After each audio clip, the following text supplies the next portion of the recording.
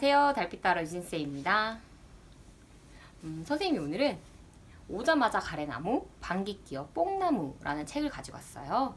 이 책은 박상진 교수님이 쓰신 책으로 교과서에 이렇게 등록되어 있더라고요. 그래서 여기 책에도 적혀 있지만 3학년부터 6학년까지 친구들이 읽기에 적당한 책이고요. 선생님 직접 읽어보니까 좀 어려운 책이 아닐까 이런 생각을 가지고 읽었는데 전혀 그렇지 않았고 굉장히 재미있었습니다. 나무에 관해서 이렇게 많은 이야기가 있을 수 있구나 라는 생각이 놀랐고 정말 학자들, 즉 무언가를 연구하시는 분들은 참 대단하다는 생각을 하게 됐어요. 여기는 이 책은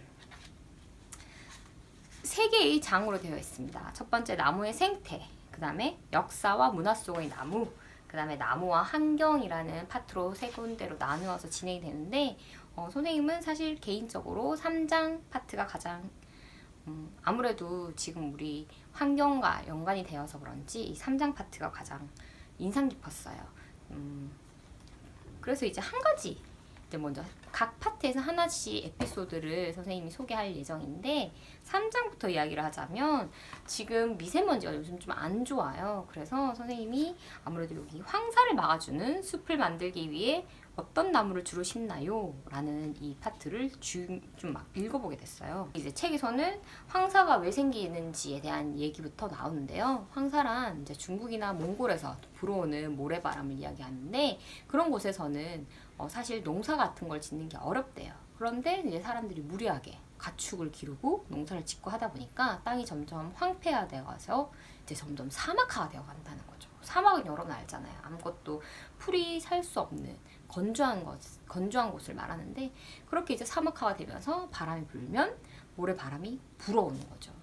그게 참 안타깝게도 우리나라가 그 모래바람이 불어오는 대상이 되기 때문에 한번 중국에서 황사바람이 불러오기 시작하면 우리나라 여러분 막 마스크 쓰고 다니고 굉장히 공기가 안 좋잖아요. 지금 사실 오늘도 굉장히 정말 뿌옇게 보일 정도로 공기가 안 좋은데 이럴 때 나무와 풀 같은 역할이 정말 중요하다고 합니다. 자, 그러면 이제 황사를 막는 방법에 대해서도 책에서 나오는데 흙먼지가 날아다니지 않게 땅의 표면을 풀로 덮거나 나무를 심어 고정하는 거예요. 문제는 나무는 여러분 알다시피 자라는데 시간이 참 오랜 시간이 걸립니다. 그죠? 그래서 이거를 이렇게 사람들이 방법은 알지만 그거를 실제로 나무가 자라기까지 투입해야 되는 시간, 그 다음에 예산이 어마어마하대요. 이제 나무가 어느 정도까지 자라려면 계속 물을 공급해줘야 되고 어떤 영양도 제공을 해줘야 되잖아요. 그래서 우리가 이제 우선은 이미 심어져 있는 나무들이 죽어가지 않도록 우리가 그거를 잘 관리를 해야 되는 게 무엇보다도 중요할 것이고 또 이제 중국 정부 같은 곳에서 적극적으로 좀 이 문제를 해결하기 위해서 본인들이 좀 애를 써줬으면 하는 그런 마음이 또 큽니다.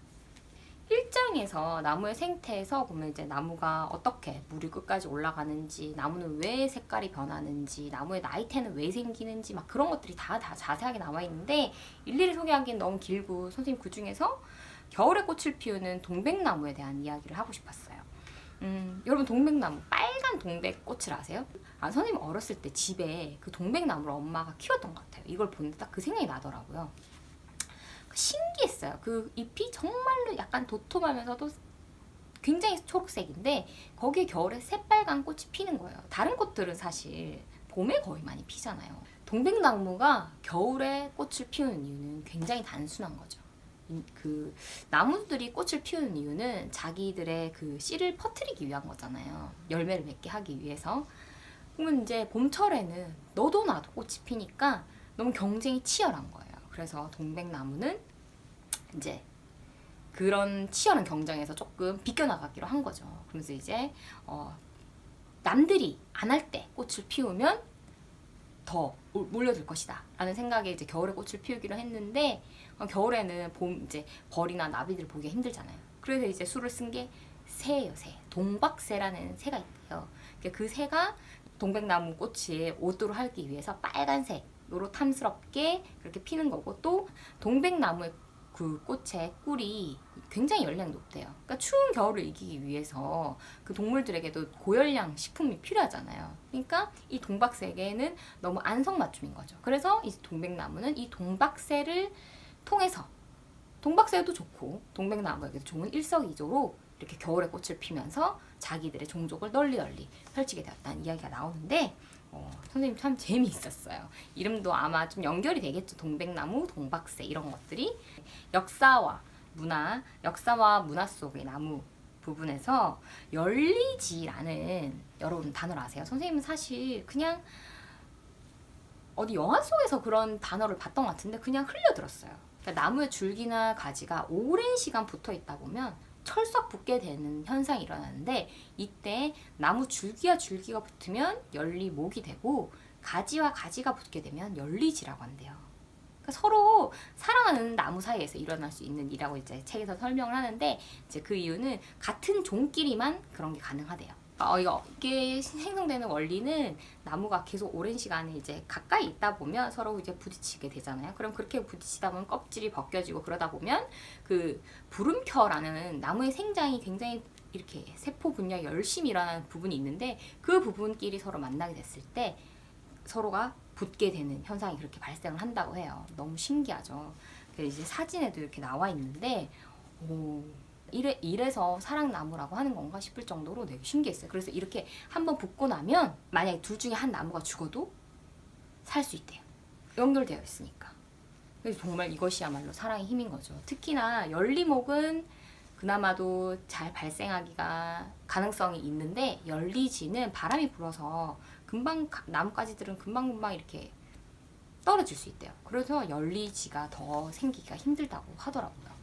그런 내용을 읽는 것도 참 재미있었어요. 하나 더 이야기를 하자면 이 이야기는 여러분이 아마 알고 있는 이야기라고 생각해요. 여러분 갈등이라는 말을 알고 있나요? 갈등은 서로가 맞지 않는 상황에서 일어나는 분쟁을 말하는 거잖아요. 이 유래는 나무에서 온 것인 거를 여러분이 알고 있는지 모르겠어요.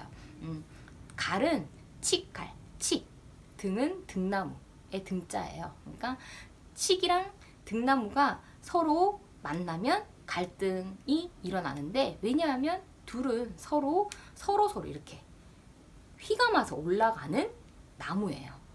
그러니까 서로 껴와서 올라가니까 도무지 어떤 해결책이 보이지 않는 거죠. 그냥 계속 둘이 엉켜서 그러니까 한 나무가 죽을 때까지 그 둘이 계속 엉켜서 자란다는 거죠.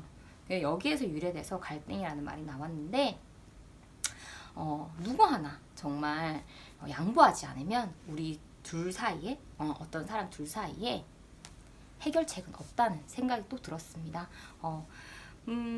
책을 읽으면서 그냥 또 여러 가지를 생각하게 됐어요. 우리 자연의 소중함을 다시 한번 생각하게 됐고요. 이런 것들을 연구하는 학자의 대단함에 대해서도 또 생각하게 됐고 그리고 선생님이 어렸을 때 파브르 곤충기를 읽었던 생각이 나더라고요. 그 파브르 곤충기를 읽으면서 가장 인상적이었던 건 쇳덩구리였어요. 쇳덩구리가 그 똥을 이렇게 굴려서 정말 완벽한 굴을 만드는 그 모습이 정말 신기했는데 그런 관찰을 할 수 있었던 파브르와 같은 소년이 있었기에 우리가 그런 기록을 알 수 있는 것이잖아요.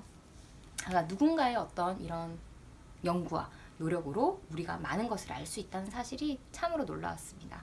책을 통해서 그럴 수 있다는 것이 또 감사하기도 했고요. 여러분도 여러분만의 시선으로 여러분만이 갖고 있는 어떤 특별함으로 무언가를 발견하고 관찰하고 그걸 또 기록하고 그거를 누군가에게 알려줄 수 있는 그런 사람이 되면 좋겠다 하는 생각을 했습니다. 윤쌤의 책 오늘 여기까지 할게요. 안녕.